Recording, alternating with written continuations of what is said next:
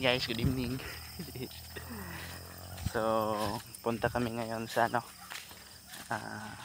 sa bukid. Kasama ko yung papa ko, tsaka Chioin yung nasa likod. Mano kami dito? Manolo Migdamang. Daw punta muna kami ng Bukan kasi meron lang kami kukunin doon. Yan. Tingnan nyo naman yung daan namin dito. Yan. Yan po dito ang buhay ng probinsya. Ganito. Medyo maputik dito sa amin kasi nga umulan. Ito po yung nagiging resulta ng bagyo. At inulan din kanina. Kakadiop ko lang kaya pumunta ako dito. Kasama ko yung papa ko tsaka yung tiyo nasa likod. Ayan tsaka ako.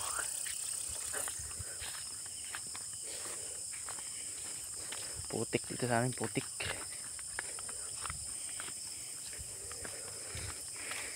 Putik dito. Hinay maganda yung iwag pa. Yung first light hinay. Yan o. Sobrang putik ng namin, dinadaanan. Kasi ito po yung naging resulta dito nung nagbagyo. Tapos ito madilim pang kalangitan, parang hindi pa yata tapos ang bagyo, meron pa siguro. Ayan. Yan o. Yan po nagiging buhay dito sa mga taga-probinsya. Mga taga-probinsya lang daw nakaka-relate nito. Yan. So medyo malapit na kami sa aming bahay. Yan, dyan o. Bahay namin dito sa bukid. Siyempre hindi yan mawawala ang ating kasama nyo. Siyoin natin na dyan sa likod. Saka yan naman si papa.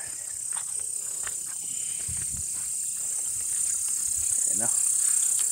Yan. Mauna lang kami ng puli.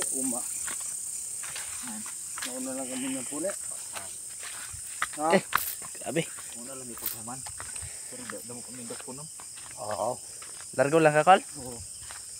Ayan na. Si Tito. Dito lang kami. Ayan, so hulihin doon yung mga manok ni papa. Ayan, sama tayo no. Mama tayo sa kanya. Ito, ayan. Ito na yun. Ito na yung mga pangunahing dito. Mga bahay sa probinsya guys. Gawa sa nipa. Or sa Tagalog ang tawag nito sasa. Ayan. Yan, dito lang guys. Update natin sa susunod na pangyayari. Charot yung kaganapan dito. Upload natin sa susunod na video no. Sa part 2. Abangan nyo guys. Yan, dito na kami